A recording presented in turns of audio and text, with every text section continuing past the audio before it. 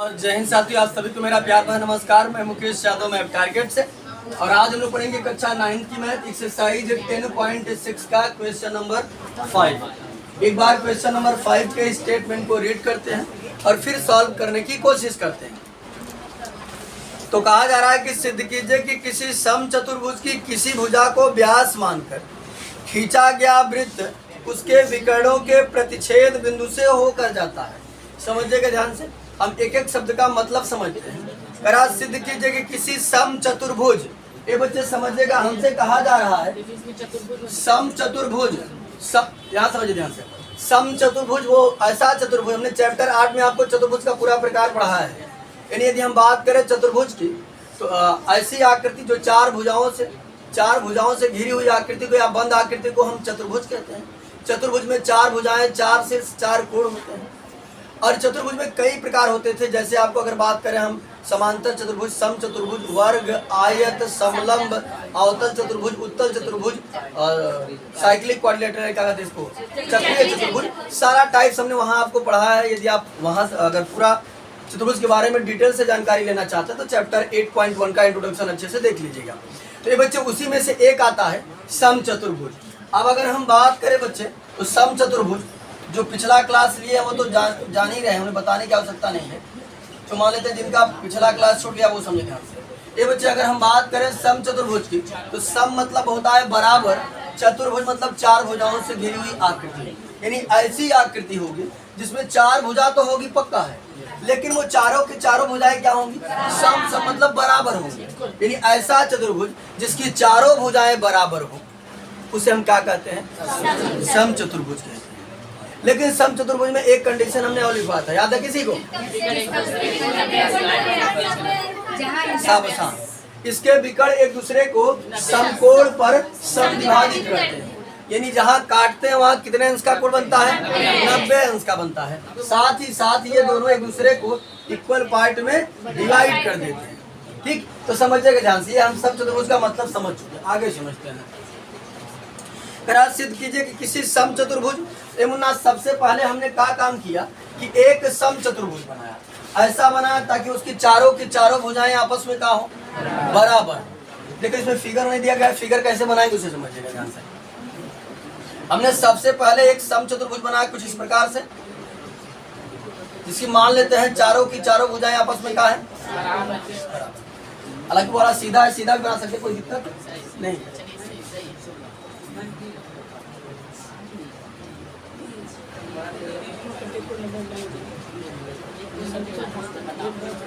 बता रहे तो यहाँ पर हमने एक बच्चे समचतुर्भुज बना दिया, नाम दे दिया ABCD। चलिए आगे समझते हैं। उसने कहा समचतुर्भुज, हमने एक समचतुर्भुज बना दिया। अब आगे देखते हैं स्टेटमेंट में क्या कहा जा रहा है। करा सिद्ध कीजिए किसी समचतुर्भुज की किसी भुजा, तो पहले हमने समचतुर्भुज बनाया। समचतुर्भुज की किसी भुजा को व्यास मानकर, चाहे जोन भुजा ये मान लेते हैं AB, BC, CD, DA, किसी को भी व्यास मानकर। अब व्यास मानकर क्या होता है बच्चे समझिएगा ध्यान से। हमने आपको चैप्टर 10 में पढ़ाया है कि अगर ये कोई वृत्त है, इस वृत्त के केंद्र से अगर होती हुई कोई रेखा अगर हम इस तरीके से गुजार देते हैं, तो ये रेखा क्या कहलाएगी, व्यास कहलाएगी। ठीक, और बताए थे कि व्यास जो होती है वो वृत्त की सबसे बड़ी जीवा होती है।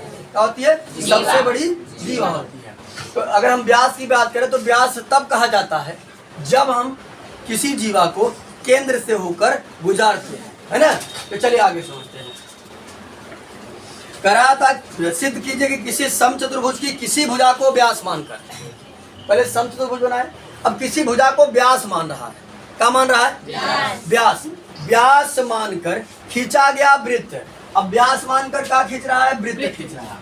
तो ये बच्चे व्यास मानकर कह रहा है, तो इसका मतलब है कि हमारे वृत्त का जो व्यास होगा इसकी कोई भुजा होगी, इसकी भुजा होगी। इसका मतलब है कि हमारा वृत्त जो है इसकी भुजा कैसे किनारे किनारे से होकर जाएगा, तभी तो व्यास होगा। देखो अगर मान लेते हैं हमने ऐसे करके गुजार दिया, तो बताओ क्या इसकी भुजा व्यास हुई हमारे वृत्त हुई का? तो यहाँ इसका मतलब है कि हमारा वृत्त जो है ये यहाँ से, अगर हम इसको व्यास मानते हैं, AD को व्यास मानते हैं, हमारा वृत्त यहाँ से और यहाँ से होकर क्रॉस होना चाहिए। तभी तो ये व्यास कहलाएगा।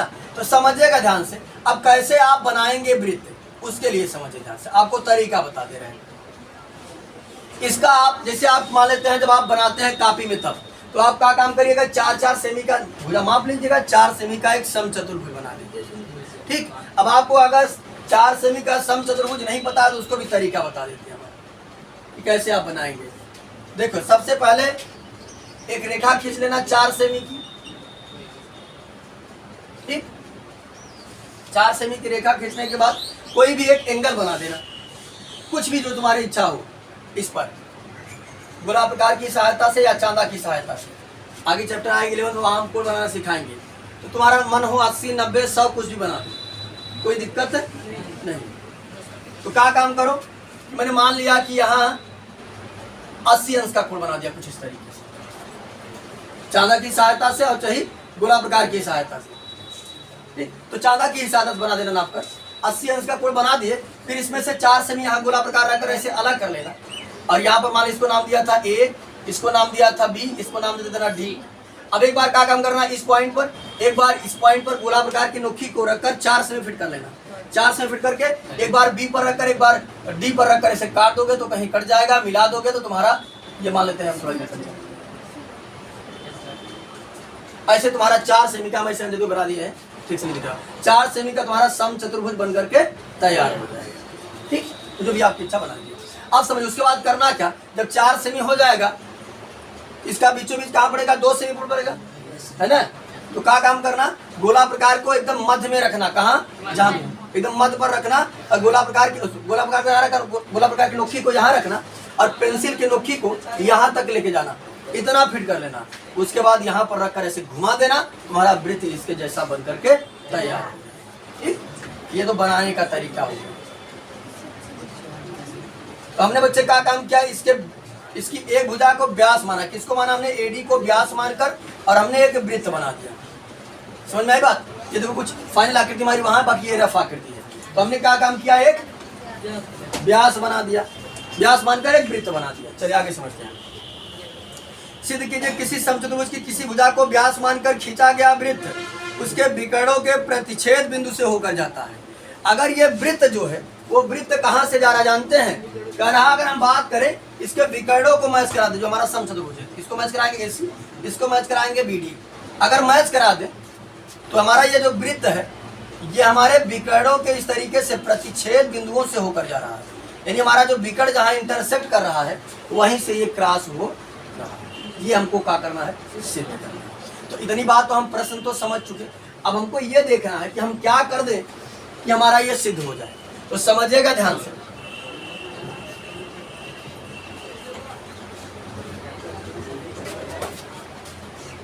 देखो बच्चे,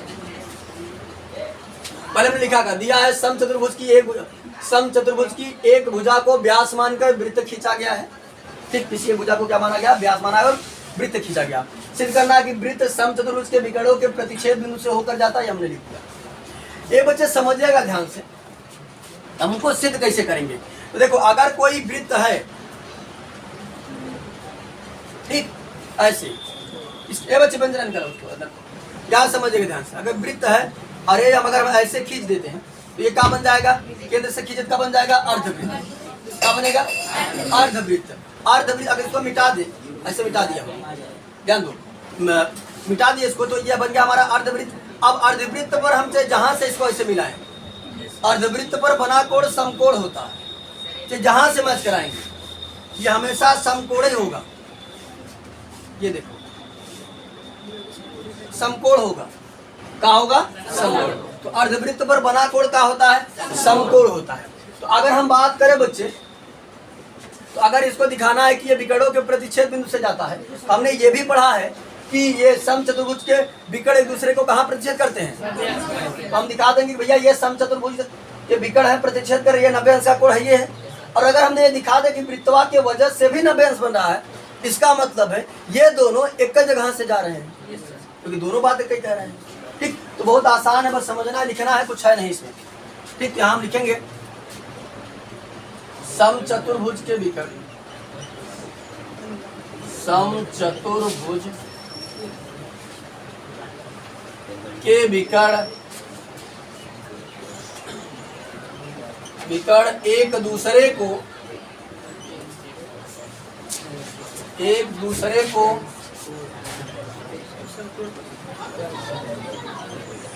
समकोण पर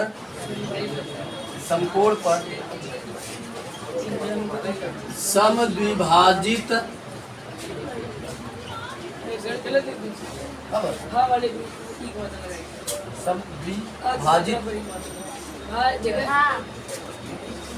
अरे उन्हें लगा रहा जल्दी समद्विभाजित